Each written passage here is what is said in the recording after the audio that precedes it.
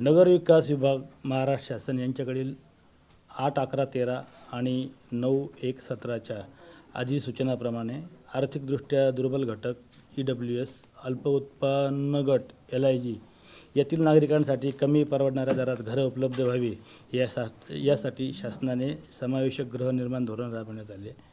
त्यानुसार नाशिक महानगरपालिका क्षेत्रामध्ये नाशिक शहरातील 4000 चौरस मीटरपेक्षा जास्त क्षेत्र असलेल्या जमिनीवर अभिन्यास अथवा रहिवासी करण्याकरता बांधकाम प्रकल्प विकसित केला जाईल. त्याचे विभाजन करण्यात येईल. त्यापूर्वी अशा जमिनीचे 20% क्षेत्र राखून ठेवण्याचे धोरण आहे.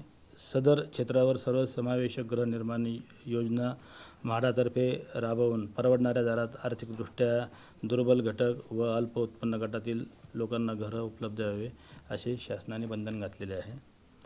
वरील कायदेशीर तरतूद असताना नाशिक शहरातील विविध जमीन मालक, विकसक, बांधकाम व्यावसायिक यांनी प्रकल्प विकासनाची परवानगी घेताना वरील कायदेशीर तरतुदीचा योग्य प्रकारे अंमल झाला किंवा कसा याबाबत म्हाडाने शंका निदर्शनास आणून दिल्यानंतर चौकशी करण्याकरता माननीय जिल्हाधिकारी साहेब नाशिक यांनी दिनांक 30/9/24 रोजीच्या आदेशाप्रमाणे अप्पर जिल्हाधिकारी यांच्या अध्यक्षतेखाली चौकशी समिती निर्माण केली.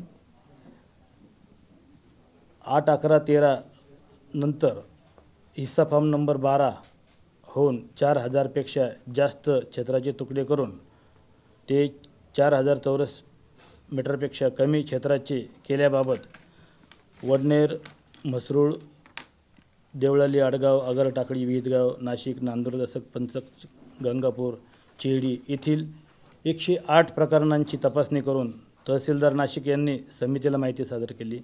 यापैकी उपअधीक्षक भूमी अभिलेख नाशिक व नगर भूमापन अधिकारी नाशिक यांच्या कार्यालयाकडून पडताळणी केली असता 49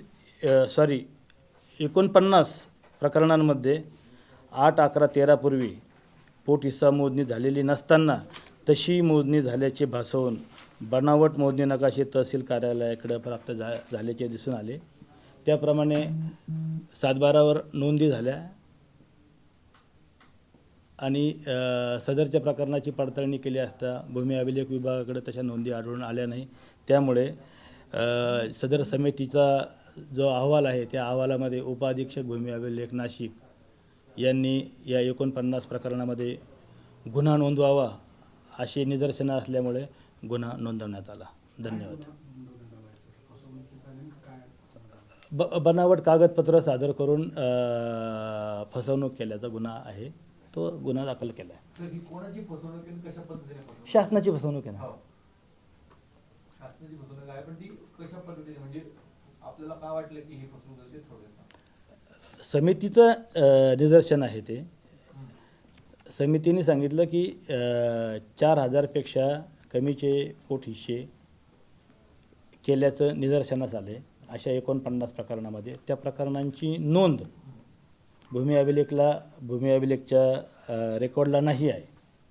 त्याच्यामुळे ते बोगस आहे. कारण पोट हिश्श्याची नोंद आधी आमच्याकडे होती, आम्ही मोजणी करतो, त्याची हिस्सा फॉर्म नंबर 12 गटबुक आम्ही तयार करतो, ते तहसीलदार साहेबांकडे पुढच्या कामाला पाठवतो.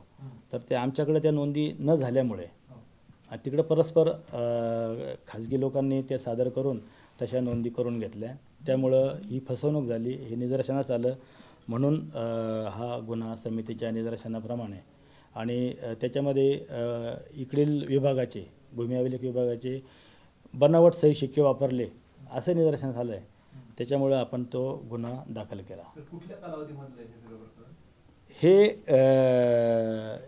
म्हणजे आधीचेच आहे, 2013च्या आधीचे आहे. पण तो कालावधी आपण त्या लोकांना जो वाटला तो कालावधी, आपल्याकडे काय रेकॉर्ड नसल्यामुळे आपण तो कालावधी सांगू शकत नाही. आणि हे जे 49 प्रकरण आहेत हे वेगवेगळे सगळे आहेत का एकच? वेगवेगळे आहे, वेगवेगळ्या गावातले आहे. वेगवेगळ्या गावातले, जे गावाचे नावं सांगितले मी त्या गावातले आहे. 40 गुंठे म्हणजे 4000 चौरस मीटरचा जर हिस्सा असला तर त्याला 20% हे म्हाडासाठी सोडायला लागतात. त्याच्यापेक्षा कमीचा हिस्सा केला तर ती म्हाडाला 20% सोडायची आवश्यकता नाही. म्हणून हे केले असतील. ही कागदपत्र सगळी तयार झाली ती महापालिकेच्या नगर रचना विभागासाठी तयार झाली. आणि त्यांना ते सगळे चालत. तर त्या दृष्टिकोनातून तुम्ही यामध्ये काही तुमच्याकडे जे काही म्हणतात खाजगी शिक्के वगैरे बोगस शिक्के वगैरे काही एजंट वगैरे यामध्ये सहभागी आहेत का आणि नगरपालिकेत पण याबद्दल हीच चौकशी होण्यासाठी FIR दाखल केल्या. पोलीस डिपार्टमेंट त्याची चौकशी करणार आता. सर आता हे जे 49 आहेत तर यात व्यक्ती किती आहेत म्हणजे एखाद्या बिल्डरचे 2-3 प्रकल्प पण याच्यामध्ये इन्व्हॉल्व आहेत का सगळेच बिल्डर वेगवेगळे? आमच्याकडे प्राप्त झालेल्या यादीमध्ये सर्वे नंबर आहे. हो हो.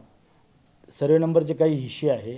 आता चौकशीमध्ये एका नंबरमध्ये किती प्रकल्प झाले हे प्रत्यक्ष लेआउट किंवा जागेवरची परिस्थिती किंवा चौकशीत जे समोर येईल पोलिसांच्या त्यातून ते निष्पन्न होईल. अजून नाव तुमच्या समोर नाही? नाही. सर मोजणीच्या बाबतीत अनेकदा असं होतं अधिकाऱ्यांचे आपल्या अधिकाऱ्यांचे काही इतर संबंध एजंटशी असतात तेच खासगी मोजणी करून घेतात आणि नंतर अधिकृत इथे केलं जातं. असं काही असं होत नाही. आता 100% रोवरने मोजणी होती. रोवर हा सर्वेअरच्या नावाने लॉग इन करायला लागतो.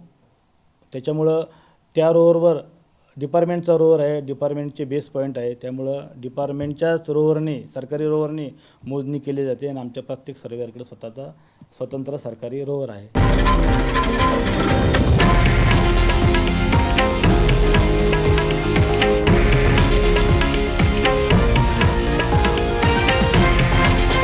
हे आहे देशातील नंबर 1 न्यूज नेटवर्क आणि आपण पाहत आहात TV9 मराठी, एकमेव.